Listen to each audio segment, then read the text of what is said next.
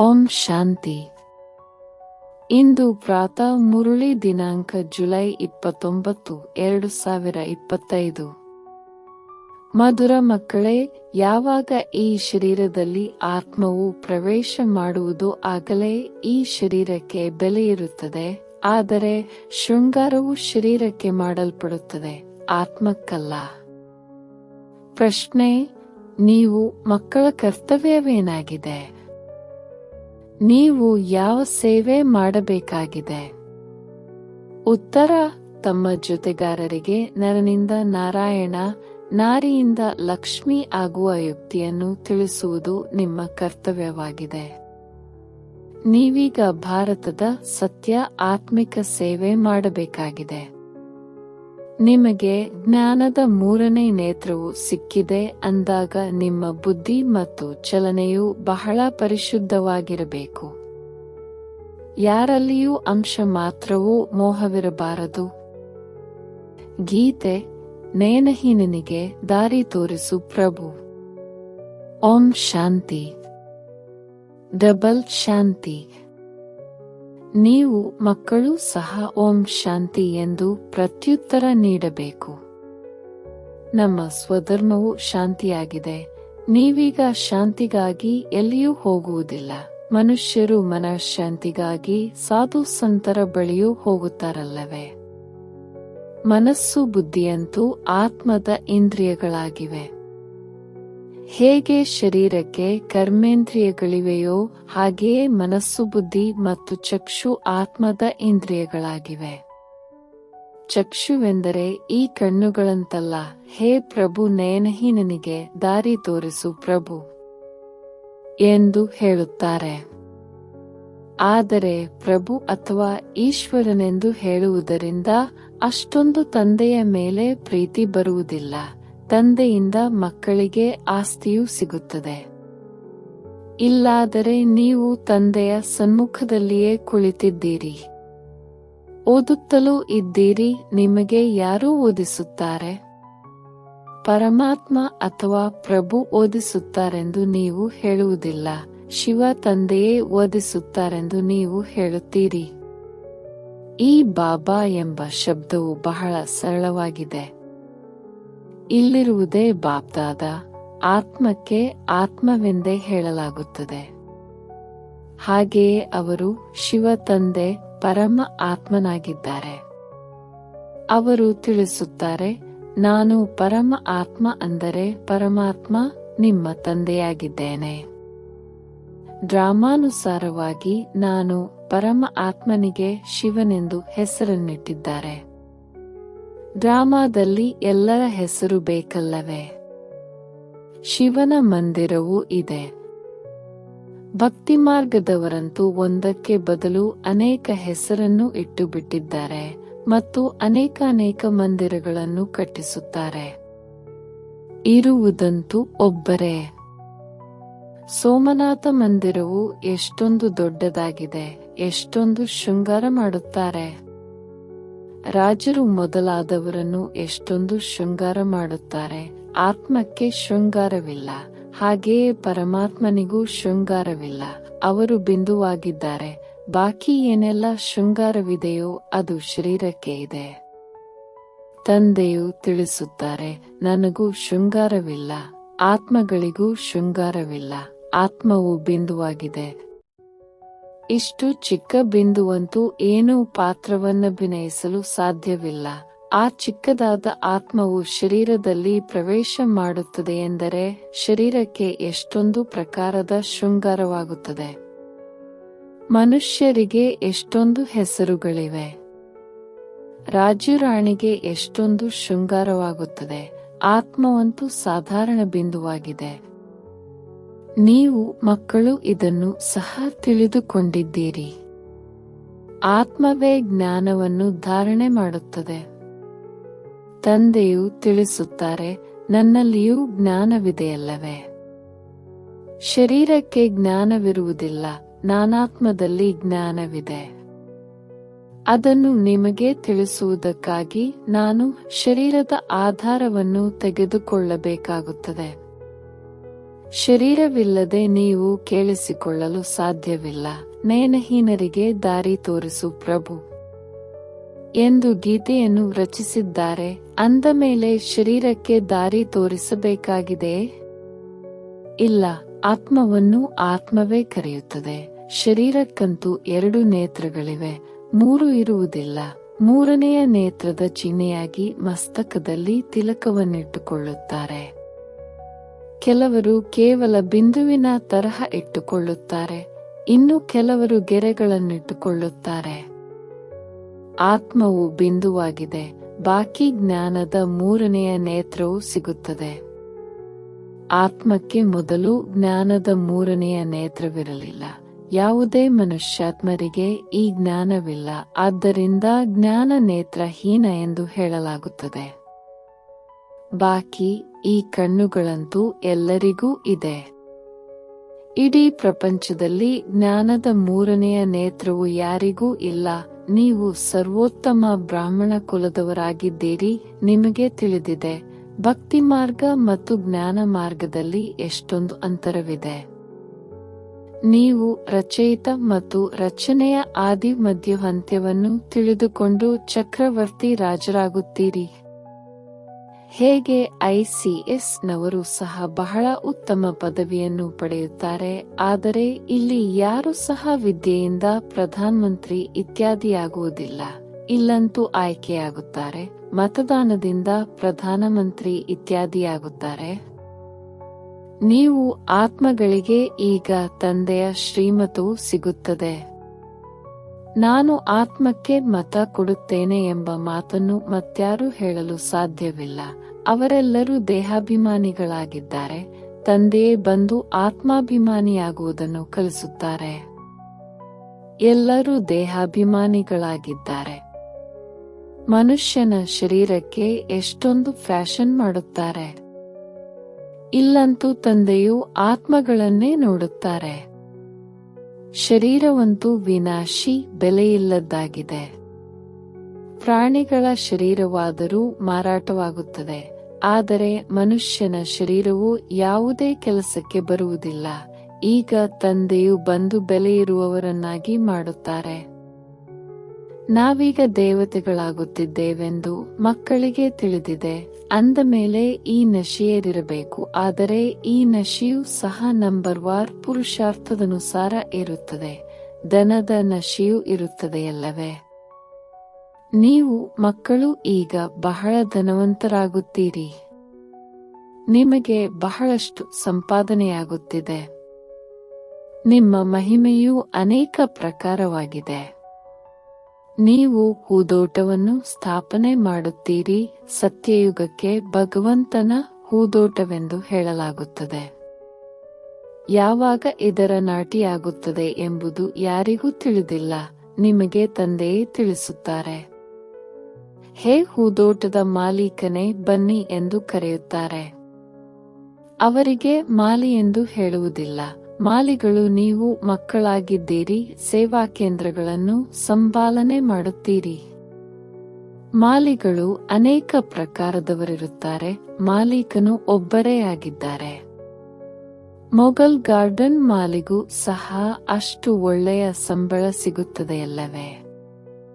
ಉದ್ಯಾನವನವನ್ನು ಎಷ್ಟು ಸುಂದರವಾಗಿ ಮಾಡುತ್ತಾರೆ. ಅದನ್ನು ನೋಡಲು ಎಲ್ಲರೂ ಬರುತ್ತಾರೆ. ಮೊಘಲರು ಬಹಳ ಶೋಕಿನವರಾಗಿರುತ್ತಿದ್ದರು. ಅವರ ಪತ್ನಿಯು ಶರೀರ ಬಿಟ್ಟಿದ್ದರಿಂದ ತಾಜ್ ಮಹಲ್ ಅನ್ನು ಕಟ್ಟಿಸಿದರು. ಅವರ ಹೆಸರು ನಡೆದು ಬಂದಿದೆ. ಎಷ್ಟು ಒಳ್ಳೊಳ್ಳೆಯ ಸ್ಮಾರಕಗಳನ್ನು ಮಾಡಿದ್ದಾರೆ. ಆದ್ದರಿಂದ ತಂದೆಯು ತಿಳಿಸುತ್ತಾರೆ, ಮನುಷ್ಯರಿಗೆ ಎಷ್ಟು ಮಹಿಮೆಯಾಗುತ್ತದೆ. ಮನುಷ್ಯರು ಮನುಷ್ಯರೇ ಆಗಿದ್ದಾರೆ. ಯುದ್ಧದಲ್ಲಿ ಅನೇಕ ಮನುಷ್ಯರು ಸಾಯುತ್ತಾರೆ. ನಂತರ ಏನು ಮಾಡುತ್ತಾರೆ? ಸೀಮೆ ಎಣ್ಣೆ ಅಥವಾ ಪೆಟ್ರೋಲ್ ಹಾಕಿ ಸಮಾಪ್ತಿ ಮಾಡಿ ಬಿಡುತ್ತಾರೆ. ಕೆಲವರಂತೂ ಹಾಗೆಯೇ ಬಿದ್ದಿರುತ್ತಾರೆ. ಯಾರೂ ದಹನ ಕ್ರಿಯೆ ಮಾಡುವುದಿಲ್ಲ. ಸ್ವಲ್ಪವೂ ಮಾನ್ಯತೆಯೇ ಇಲ್ಲ ಅಂದಾಗ ಈಗ ನೀವು ಮಕ್ಕಳಿಗೆ ಎಷ್ಟೊಂದು ನಾರಾಯಣಿ ನಶೆ ಇರಬೇಕು. ಇದು ವಿಶ್ವದ ಮಾಲೀಕತ್ವದ ನಶೆಯಾಗಿದೆ.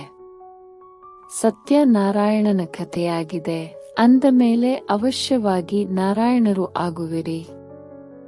ಆತ್ಮಕ್ಕೂ ಜ್ಞಾನದ ಮೂರನೆಯ ನೇತ್ರ ಸಿಗುತ್ತದೆ. ಕೊಡುವವರು ತಂದೆಯಾಗಿದ್ದಾರೆ.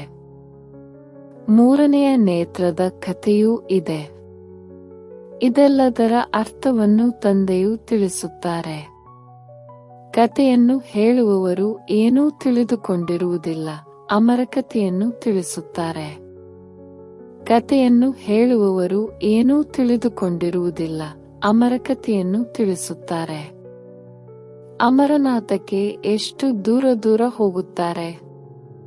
ತಂದೆಯಂತೂ ಅಮರಕಥೆಯನ್ನು ತಿಳಿಸಿದರೆ ಯಾವುದೆಲ್ಲ ಕಥೆಗಳನ್ನು ಕಟ್ಟಿದ್ದಾರೆಯೋ ಅದೆಲ್ಲವೂ ನಾಟಕದಲ್ಲಿ ನಿಗದಿಯಾಗಿದೆ. ಇದು ಕಲ್ಪದ ನಂತರವೂ ಆಗುವುದು. ತಂದೆಯು ನೀವು ಮಕ್ಕಳಿಗೆ ಭಕ್ತಿ ಮತ್ತು ಜ್ಞಾನದ ಅಂತರವನ್ನು ತಿಳಿಸುತ್ತಾರೆ. ಈಗ ನಿಮಗೆ ಜ್ಞಾನದ ಮೂರನೆಯ ನೇತ್ರವು ಸಿಕ್ಕಿದೆ. ಹೇ ಪ್ರಭು, ಅಂಧರಿಗೆ ದಾರಿ ತೋರಿಸು ಎಂದು ಹೇಳುತ್ತಾರಲ್ಲವೇ? ಭಕ್ತಿ ಮಾರ್ಗದಲ್ಲಿ ಕೂಗುತ್ತಾರೆ. ತಂದೆಯು ಬಂದು ಜ್ಞಾನದ ಮೂರನೆಯ ನೇತ್ರವನ್ನು ಕೊಡುತ್ತಾರೆ. ಇದು ನಿಮ್ಮ ವಿನಾ ಮತ್ಯಾರಿಗೂ ತಿಳಿದಿಲ್ಲ. ಜ್ಞಾನದ ಮೂರನೆಯ ನೇತ್ರವಿಲ್ಲ, ಆದ್ದರಿಂದ ನೆಪ ಹೇಳುತ್ತಾರೆ, ನಷ್ಟವೆಂದು ಹೇಳುತ್ತಾರೆ. ಕಣ್ಣುಗಳು ಸಹ ಕೆಲವರಿಗೆ ಕೆಲವೊಂದು ರೀತಿಯಲ್ಲಿರುತ್ತದೆ. ಕೆಲವರ ಕಣ್ಣು ಬಹಳ ಶೋಭಾಯಮಾನವಾಗಿರುತ್ತದೆ. ಅಂತಹವರಿಗೆ ಬಹುಮಾನವು ಸಿಗುತ್ತದೆ. ಆಗ ಅವರಿಗೆ ಮಿಸ್ ಇಂಡಿಯಾ ಅಥವಾ ಮಿಸ್ ಯೂನಿವರ್ಸ್ ಇತ್ಯಾದಿಯಾಗಿ ಹೆಸರಿಡುತ್ತಾರೆ. ನೀವು ಮಕ್ಕಳನ್ನು ಈಗ ಹೇಗಿದ್ದವರನ್ನು ಏನು ಮಾಡುತ್ತಾರೆ? ಅಲ್ಲಂತೂ ಸ್ವಾಭಾವಿಕ ಸೌಂದರ್ಯವಿರುತ್ತದೆ. ಕೃಷ್ಣನಿಗೂ ಸಹ ಇಷ್ಟೊಂದು ಮಹಿಮೆ ಏಕೆ ಇದೆ? ಏಕೆಂದರೆ ಎಲ್ಲರಿಗಿಂತ ಹೆಚ್ಚು ಸುಂದರವಾಗಿರುತ್ತಾನೆ. ನಂಬರ್ 1 ನಲ್ಲಿ ಕರ್ಮಾತೀತ ಸ್ಥಿತಿಯನ್ನು ಹೊಂದುತ್ತಾರೆ. ಆದ್ದರಿಂದ ನಂಬರ್ 1 ಗಾಯನವಿದೆ. ತಂದೆಯು ಮತ್ತೆ ತಿಳಿಸುತ್ತಾರೆ, ಮಕ್ಕಳೇ, ಮನ್ಮನಾಭವ. ಹೇ ಮಕ್ಕಳೇ, ತಮ್ಮ ತಂದೆಯನ್ನು ನೆನಪು ಮಾಡಿ. ಮಕ್ಕಳಲ್ಲಿ ನಂಬರ್ 1 ಇರುತ್ತಾರಲ್ಲವೇ? ತಿಳಿದುಕೊಳ್ಳಿ, ಈ ಲೌಕಿಕ ತಂದೆಗೂ ಸಹ 5 ಜನ ಮಕ್ಕಳಿದ್ದರೆ ಅವರಲ್ಲಿ ಯಾರು ಬಹಳ ಬುದ್ಧಿವಂತರಾಗಿರುವರೋ ಅವರನ್ನು ಮುಂದಿಡುತ್ತಾರೆ. ಮಾಲೆಯ ಮಣಿಯಾದರಲ್ಲವೇ? ಇವರು 2ನೆಯವರು, ಇವರು 3ನೆಯವರು ಎಂದು ಹೇಳುತ್ತಾರಲ್ಲವೇ? ಒಂದೇ ತರಹ ಎಂದಿಗೂ ಇರುವುದಿಲ್ಲ. ತಂದೆಯ ಪ್ರೀತಿಯೂ ಸಹ ನಂಬರ್ 1 ಇರುತ್ತದೆ. ಆದರೆ ಅದು ಹದ್ದಿನ ಮಾತು, ಇದು ಬೇಹದ್ದಿನ ಮಾತಾಗಿದೆ. ಯಾವ ಮಕ್ಕಳಿಗೆ ಜ್ಞಾನದ ಮೂರನೆಯ ನೇತ್ರವು ಸಿಕ್ಕಿದೆಯೋ ಅವರ ಬುದ್ಧಿ ಮತ್ತು ಚಲನೆ ಬಹಳ ಪರಿಶುದ್ಧವಾಗಿರುತ್ತದೆ. ಒಬ್ಬರು ಹೂಗಳ ರಾಜನಾಗಿದ್ದಾರೆ ಮತ್ತು ಈ ಬ್ರಹ್ಮ ಹಾಗೂ ಸರಸ್ವತಿಯು ರಾಜರಾಣಿ ಹೂವಾದರು. ಜ್ಞಾನ ಮತ್ತು ನೆನಪು ಎರಡರಲ್ಲಿಯೂ ತೀಕ್ಷ್ಣವಾಗಿದ್ದಾರೆ. ನೀವು ತಿಳಿದುಕೊಂಡಿದ್ದೀರಿ, ನಾವು ದೇವತೆಗಳಾಗಿದ್ದೇವೆ, ಅಷ್ಟರತ್ನಗಳಲ್ಲಿ ಬರುತ್ತೇವೆ. ಮಾಲೆಯಲ್ಲಿ ಮೊಟ್ಟ ಮೊದಲನೆಯದು ಹೂ, ಶಿವ ತಂದೆ, ನಂತರ ಜೋಡಿ ಮಣೆಗಳು ಬ್ರಹ್ಮ ಸರಸ್ವತಿ. ಮಾಲೆಯ ಸ್ಮರಣೆ ಮಾಡುತ್ತಾರಲ್ಲವೇ? ವಾಸ್ತವದಲ್ಲಿ ನಿಮ್ಮದು ಪೂಜೆಯಲ್ಲ, ಸ್ಮರಣೆಯಾಗುತ್ತದೆ. ನಿಮ್ಮ ಮೇಲೆ ಹೂಗಳನ್ನಿಡುವುದಿಲ್ಲ. ಶರೀರವೂ ಸಹ ಸಂಪೂರ್ಣ ಪವಿತ್ರವಾಗಿದ್ದಾಗಲೇ ಹೂಗಳನ್ನಿಡುತ್ತಾರೆ. ಇಲ್ಲಿ ಯಾರದೇ ಶರೀರವು ಪವಿತ್ರವಿಲ್ಲ. ಎಲ್ಲರೂ ವಿಕಾರದಿಂದ ಜನ್ಮ ಪಡೆಯುತ್ತಾರೆ. ಆದ್ದರಿಂದ ವಿಕಾರಿಗಳೆಂದು ಹೇಳಲಾಗುತ್ತದೆ. ಈ ಲಕ್ಷ್ಮೀನಾರಾಯಣರಿಗೂ ಸಂಪೂರ್ಣ ನಿರ್ವಿಕಾರಿಗಳೆಂದು ಹೇಳಲಾಗುತ್ತದೆ. ಅಲ್ಲಿ ಮಕ್ಕಳು ಸಹ ಜನ್ಮ ಪಡೆಯುತ್ತಾರಲ್ಲವೇ? ಯಾವುದೇ ಟ್ಯೂಬ್ನಿಂದ ಹೊರಬರುವುದಿಲ್ಲ. ಇವೆಲ್ಲವೂ ತಿಳಿದುಕೊಳ್ಳುವ ಮಾತುಗಳಾಗಿವೆ. ನೀವು ಮಕ್ಕಳನ್ನು ಇಲ್ಲಿ 7 ದಿನಗಳ ಕಾಲ ಕುಳ್ಳರಿಸಲಾಗುತ್ತದೆ. ಭಟ್ಟಿಯಲ್ಲಿ ಕೆಲವು ಇಟ್ಟಿಗೆಗಳು ಚೆನ್ನಾಗಿ ಸುಡುತ್ತವೆ, ಇನ್ನು ಕೆಲವು ಕಚ್ಚಾ ಆಗಿಯೇ ಉಳಿಯುತ್ತದೆ.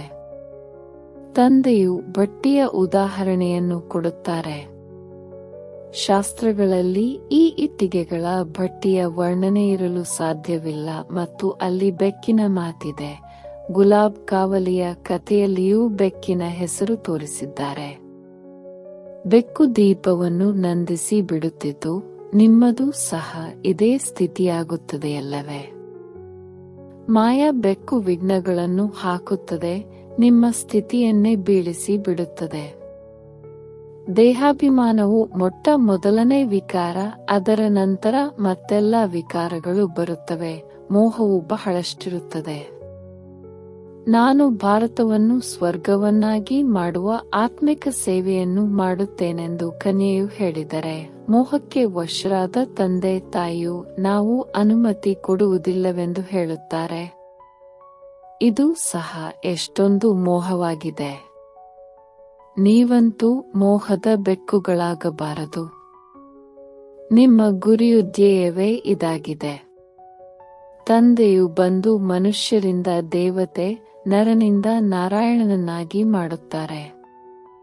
ನಿಮ್ಮ ಕರ್ತವ್ಯವೂ ಸಹ ತಮ್ಮ ಜೊತೆಗಾರರ ಸೇವೆ ಮಾಡುವುದಾಗಿದೆ. ನಾವು ಹೇಗಿದ್ದೆವು, ಏನಾಗಿ ಬಿಟ್ಟಿದ್ದೇವೆಂದು ನಿಮಗೆ ತಿಳಿದಿದೆ. ಅಂದ ಮೇಲೆ ಈಗ ರಾಜಾದಿರಾಜರಾಗುವ ಪುರುಷಾರ್ಥ ಮಾಡಿ. ನಾವು ನಮ್ಮ ರಾಜ್ಯವನ್ನು ಸ್ಥಾಪನೆ ಮಾಡುತ್ತೇವೆ ಎಂದು ನಿಮಗೆ ತಿಳಿದಿದೆ. ಇದರಲ್ಲಿ ಯಾವುದೇ ಕಷ್ಟದ ಮಾತಿಲ್ಲ. ವಿನಾಶಕ್ಕಾಗಿಯೂ ಡ್ರಾಮಾದಲ್ಲಿ ಯುಕ್ತಿಯು ರಚಿಸಲ್ಪಟ್ಟಿದೆ. ಕಲ್ಪದ ಮೊದಲು ಸಹ ಅಣ್ವಸ್ತ್ರಗಳಿಂದ ಯುದ್ಧವಾಗಿತ್ತು.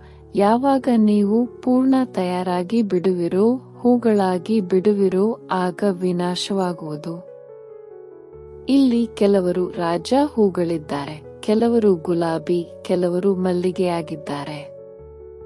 ಪ್ರತಿಯೊಬ್ಬರೂ ನಾನು ಏಕದ ಹೂವಾಗಿದ್ದೇನೆಯೇ ಅಥವಾ ಸುಗಂಧಭರಿತ ಹೂವಾಗಿದ್ದೇನೆಯೇ ಎಂದು ತಮ್ಮನ್ನು ಚೆನ್ನಾಗಿ ನೋಡಿಕೊಳ್ಳಬಹುದು. ಅನೇಕ ಮಕ್ಕಳು ಇಂತಹವರು ಇದ್ದಾರೆ, ಯಾರಿಗೆ ಜ್ಞಾನವು ಸ್ವಲ್ಪವೂ ಸಹ ಧಾರಣೆಯಾಗುವುದಿಲ್ಲ.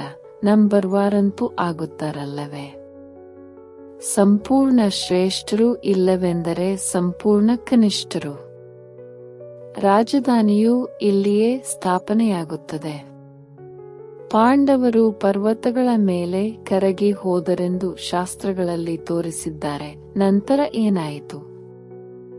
ಏನೂ ತಿಳಿದಿಲ್ಲ. ಇಂತಹ ಕಥೆಗಳನ್ನು ಬಹಳಷ್ಟು ರಚಿಸಿದ್ದಾರೆ, ಆದರೆ ಇಂತಹ ಯಾವುದೇ ಮಾತಿಲ್ಲ. ನೀವು ಮಕ್ಕಳೀಗ ಎಷ್ಟೊಂದು ಸ್ವಚ್ಛ ಬುದ್ಧಿಯವರಾಗುತ್ತೀರಿ. ತಂದೆಯು ನಿಮಗೆ ಅನೇಕ ಪ್ರಕಾರವಾಗಿ ತಿಳಿಸುತ್ತಿರುತ್ತಾರೆ. ಎಷ್ಟೊಂದು ಸಹಜವೂ ಆಗಿದೆ. ಕೇವಲ ತಂದೆ ಮತ್ತು ಆಸ್ತಿಯನ್ನು ನೆನಪು ಮಾಡಬೇಕಾಗಿದೆ. ತಂದೆಯು ತಿಳಿಸುತ್ತಾರೆ, ನಾನೇ ಪತಿತ ಪಾವನನಾಗಿದ್ದೇನೆ. ನಿಮ್ಮ ಆತ್ಮ ಮತ್ತು ಶರೀರವೆರಡೂ ಪತಿತವಾಗಿದೆ. ಈಗ ಆತ್ಮವು ಪವಿತ್ರವಾದರೆ ಶರೀರವು ಪವಿತ್ರವಾಗುತ್ತದೆ. ನೀವೀಗ ಬಹಳ ಪರಿಶ್ರಮ ಪಡಬೇಕಾಗಿದೆ. ತಂದೆಯು ತಿಳಿಸುತ್ತಾರೆ, ಮಕ್ಕಳು ಬಹಳ ನಿರ್ಬಲರಾಗಿದ್ದಾರೆ, ನೆನಪೇ ಮರೆತು ಹೋಗುತ್ತದೆ. ತಂದೆಯು ಬ್ರಹ್ಮ ತಮ್ಮ ಅನುಭವವನ್ನು ತಿಳಿಸುತ್ತಾರೆ. ಭೋಜನದ ಸಮಯದಲ್ಲಿ ಶಿವ ತಂದೆಯು ನನಗೆ ತಿನ್ನಿಸುತ್ತಾರೆಂದು ನೆನಪು ಮಾಡುತ್ತೇನೆ ಮತ್ತು ಮರೆತು ಬಿಡುತ್ತೇನೆ. ಪುನಃ ಸ್ಮೃತಿಗೆ ಬರುತ್ತದೆ. ನಿಮ್ಮಲ್ಲಿಯೂ ನಂಬರ್ವಾರ್ ಪುರುಷಾರ್ಥದನುಸಾರ ಇದ್ದಾರೆ. ಕೆಲವರು ಬಂಧನ ಮುಕ್ತರಾಗಿದ್ದರೂ ಸಹ ತಾವೇ ಸಿಕ್ಕಿ ಹಾಕಿಕೊಂಡಿರುತ್ತಾರೆ. ಮಕ್ಕಳನ್ನು ದತ್ತು ತೆಗೆದುಕೊಳ್ಳುತ್ತಾರೆ. ಈಗ ನೀವು ಮಕ್ಕಳಿಗೆ ಜ್ಞಾನದ ಮೂರನೆಯ ನೇತ್ರವನ್ನು ಕೊಡುವ ತಂದೆಯು ಸಿಕ್ಕಿದ್ದಾರೆ. ಇದಕ್ಕೆ ಮೂರನೆಯ ನೇತ್ರದ ಕಥೆಯೆಂದು ಹೆಸರನ್ನಿಟ್ಟಿದ್ದಾರೆ. ನೀವೀಗ ನಾಸ್ತಿಕರಿಂದ ಆಸ್ತಿಕರಾಗುತ್ತೀರಿ. ನಿಮಗೆ ತಿಳಿದಿದೆ, ತಂದೆಯು ಬಿಂದುವಾಗಿದ್ದಾರೆ, ಜ್ಞಾನ ಸಾಗರನಾಗಿದ್ದಾರೆ. ಭಗವಂತನು ನಾಮರೂಪದಿಂದ ಭಿನ್ನವೆಂದು ಮನುಷ್ಯರು ಹೇಳಿ ಬಿಡುತ್ತಾರೆ. ಆದರೆ ಜ್ಞಾನ ಸಾಗರನೆಂದರೆ ಅವಶ್ಯವಾಗಿ ಜ್ಞಾನವನ್ನು ತಿಳಿಸುವವರಾಗಿರುವ ರೂಪದಿಂದ ಭಿನ್ನವೆಂದು ಹೇಗೆ ಹೇಳುತ್ತಾರೆ? ಸಾವಿರಾರು ಹೆಸರುಗಳನ್ನಿಟ್ಟಿದ್ದಾರೆ. ನೀವು ಮಕ್ಕಳಲ್ಲಂತೂ ಈ ಸಂಪೂರ್ಣ ಜ್ಞಾನವು ಚೆನ್ನಾಗಿ ಇರಬೇಕಾಗಿದೆ. ಪರಮಾತ್ಮನು ಜ್ಞಾನ ಸಾಗರನೆಂದು ಹೇಳುತ್ತಾರೆ. ಇಡೀ ಮರಗಿಡಗಳನ್ನೇ ಲೇಖನಿಯನ್ನಾಗಿ ಮಾಡಿಕೊಂಡರೂ ಸಹ ಅವರ ಮಹಿಮೆಯು ಅಂತ್ಯಗೊಳ್ಳುವುದಿಲ್ಲ. ಒಳ್ಳೆಯದು. ಮಧುರಾತಿ ಮಧುರ ಅಗಲಿ ಮರಳಿ ಸಿಕ್ಕಿರುವ ಮಕ್ಕಳ ಪ್ರತಿ ಮಾತಾಪಿತಾ ಬಾಪ್ದಾದಾರವರ ನೆನಪು, ಪ್ರೀತಿ ಹಾಗೂ ಸುಪ್ರಭಾತ. ಆತ್ಮೀಯ ಮಕ್ಕಳಿಗೆ ಆತ್ಮೀಯ ತಂದೆಯ ನಮಸ್ತೆ. ಧಾರಣೆಗಾಗಿ ಮುಖ್ಯ ಸಾರ. ನಾವೀಗ ತಂದೆಯ ಮೂಲಕ ಮೌಲ್ಯವಂತರಾಗುತ್ತಿದ್ದೇವೆ. ನಾವೇ ದೇವತೆಗಳಾಗುವವರಿದ್ದೇವೆ. ಇದೇ ನಾರಾಯಣಿ ನಶೆ ಇರಬೇಕು. ಬಂಧನ ಮುಕ್ತರಾಗಿ ಸೇವೆ ಮಾಡಬೇಕಾಗಿದೆ. ಬಂಧನಗಳಲ್ಲಿ ಸಿಕ್ಕಿ ಹಾಕಿಕೊಳ್ಳಬಾರದು. ಜ್ಞಾನ ಯೋಗದಲ್ಲಿ ತೀಕ್ಷ್ಣರಾಗಿ ಮಾತಾಪಿತರ ಸಮಾನ ರಾಜ ಹೂಗಳಾಗಬೇಕಾಗಿದೆ ಮತ್ತು ತಮ್ಮ ಜೊತೆಗಾರರ ಸೇವೆಯನ್ನು ಮಾಡಬೇಕಾಗಿದೆ. ವರದಾನ: ತಮ್ಮ ಸರ್ವ ಖಜಾನೆಗಳನ್ನು ಅನ್ಯ ಆತ್ಮಗಳ ಸೇವೆಯಲ್ಲಿ ತೊಡಗಿಸುತ್ತಾ ಸಹಯೋಗಿಗಳಾಗುವಂತಹ ಸಹಜಯೋಗಿ ಭವ. ಸಹಜಯೋಗಿಗಳಾಗುವ ಸಾಧನವಾಗಿದೆ.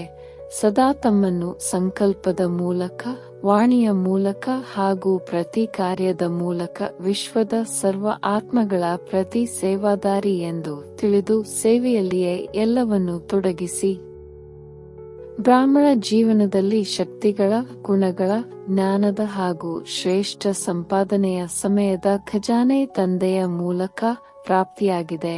ಅದನ್ನು ಸೇವೆಯಲ್ಲಿ ತೊಡಗಿಸಿ, ಅರ್ಥಾತ್ ಸಹಯೋಗಿಗಳಾಗಿ ನಂತರ ಸಹಜಯೋಗಿ ಆಗಿ ಬಿಡುವಿರಿ.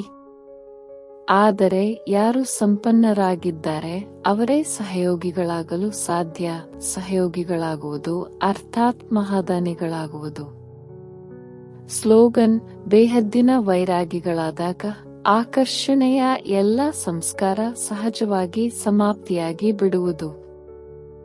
ಅವ್ಯಕ್ತ ಸೂಚನೆ: ಸಂಕಲ್ಪ ಶಕ್ತಿಯನ್ನು ಜಮಾ ಮಾಡಿ ಶ್ರೇಷ್ಠ ಸೇವೆಗೆ ನಿಮಿತ್ತರಾಗಿ.